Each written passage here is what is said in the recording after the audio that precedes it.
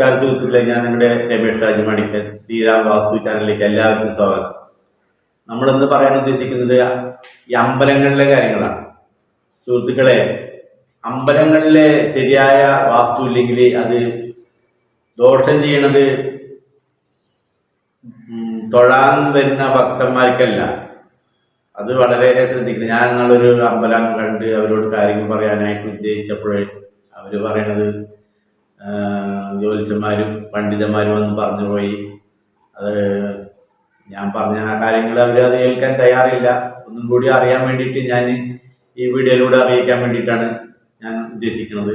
സുഹൃത്തുക്കളെ, ഒരു അമ്പലം എന്ന് പറയുമ്പോൾ 4 ചുറ്റും കാമ്പൗണ്ട് വാളോ മതിൽ വേണം. അമ്പലം വേർതിരിച്ച് കാണുക തന്നെ വേണം. അമ്പലം തനിപ്പെട്ട രീതിയിൽ തന്നെ ഉണ്ടാവണം. അല്ലാതെ കുടുംബക്ഷേത്രമായാലും ദേവസ്വം ക്ഷേത്രമായാലും വാസ്തു എല്ലാത്തിനും ഒരുപോലെയാണ്. ആയതുകൊണ്ട് ചില ആൾക്കാർ കാര്യമായിട്ട് വാസ്തു നോക്കാതെയും വളരെ ശ്രദ്ധിക്കാതെയാണ് ഇരിക്കും അമ്പലങ്ങളിൽ നടത്തിപ്പ് പോയിക്കൊണ്ടിരിക്കുന്നത്. സത്യത്തില് ഒരു അമ്പലം എന്ന് പറയുമ്പോൾ അതിന് 4 ചുറ്റും അതിൽ വേണം. അത് മാത്രമല്ല,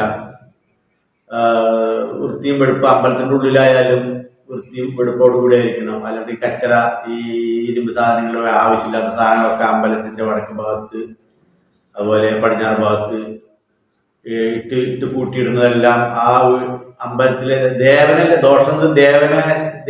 ദേവനായാലും അവർക്ക് ദോഷമില്ല. പക്ഷെ അത് നടത്തിപ്പുകാർക്ക് അതിന്റെ ദോഷം, ആ കുടുംബത്തിന് ദോഷം. മാത്രമല്ല, ആ അമ്പലത്തിലെ പൂജാരിക്കും കൂടി ആ ദോഷങ്ങൾ അനുഭവിക്കാനുള്ള ഒരു യോഗം ഉണ്ടാവും.